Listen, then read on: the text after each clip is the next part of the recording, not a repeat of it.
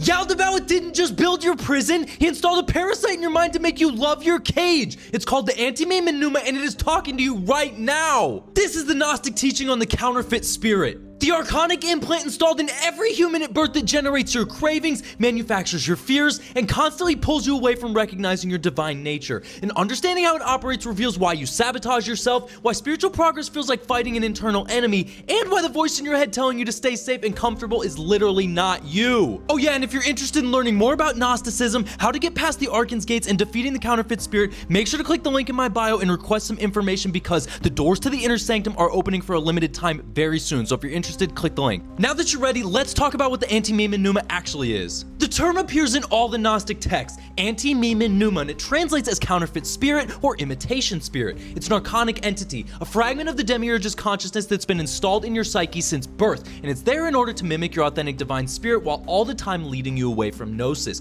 You have two spirits inside you, the divine Numa, your true self, the spark of Barbella that came from the Pleroma and remembers its origin, as well as the anti-Meme Numa. This is the counterfeit, the parasite, and the archonic software running in your mind that generates all the thoughts and impulses that you mistake for your own. The Apocryphon of John describes how the Archons brought their counterfeit spirit into the soul of Adam. This wasn't punishment for sin, it happened at creation. Every human born into the demiurge's system comes pre-installed with this parasitic consciousness that's designed to keep you trapped. The counterfeit spirit's job is making you believe that you are the body, you are the personality, and you are the collection of desires, fears, and social conditioning. It generates the voice in your head that sounds like you, but constantly pulls you toward material identification and away from all spiritual awakening. And now that you know what it is, let's talk about how it operates. The anti-Meme Numa manufactures cravings. Every addiction, every compulsion, and every I know I shouldn't but I really want to moment, that's the counterfeit spirit generating desire for things that strengthen material identification and weaken your divine remembrance. It doesn't just create obvious addictions to substances or behaviors either.